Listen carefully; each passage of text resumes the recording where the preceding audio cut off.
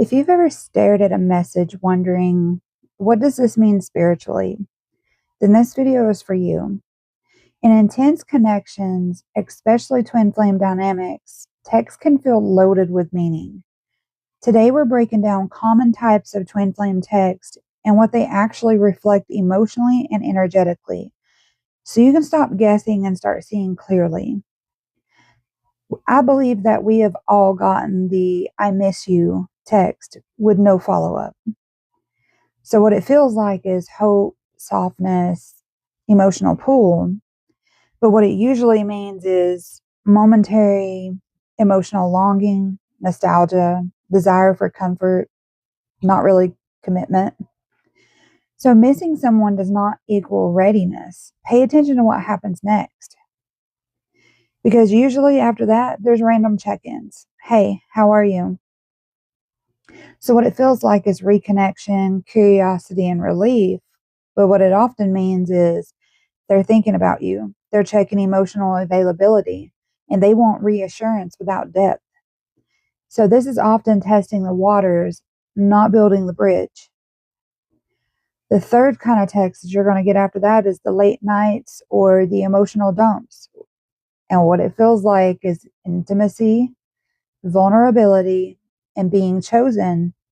But what it really means is emotional overwhelm, seeking regulation through you, and avoidance of doing the inner work alone. So, vulnerability without consistency becomes emotional reliance, not intimacy. The next type is the spiritual or symbolic messages. The examples could be something like, I saw your number. I felt your energy. Hey, I dreamed of you. What it feels like is cosmic confirmation, but what it often means really is emotional connection without grounding. And it's spiritual language replacing communication and avoidance of responsibility. So, spiritual language replacing or should spiritual language should support clarity, not replace it, I guess is what I'm trying to say here. So the next type you get is really that apology text without behavior change, where it feels like relief, closure, hope for repair. But what it usually means is temporary self awareness, guilt release, and a desire to reset emotional access. So apologies only matter when behavior changes. The next type of text we usually get is I'm confused or I don't know what I want. And what it feels like is honesty and transparency. But what it really actually means is emotional unavailability, internal conflict, and an inability to show up consistently. So confusion is information here. You have to believe what people show or they show you they are. The next type of messages that we usually get is the long gaps and then sudden intensity. So what it feels like is reunion energy or the spark being reignited. And what it actually often means is that there is a push pull dynamics and you're seeing the nervous system activation and the attachment cycling. So intensity after absence is not stability. So what really matters more than text is that text show emotion in the moment, where consistency shows the capacity.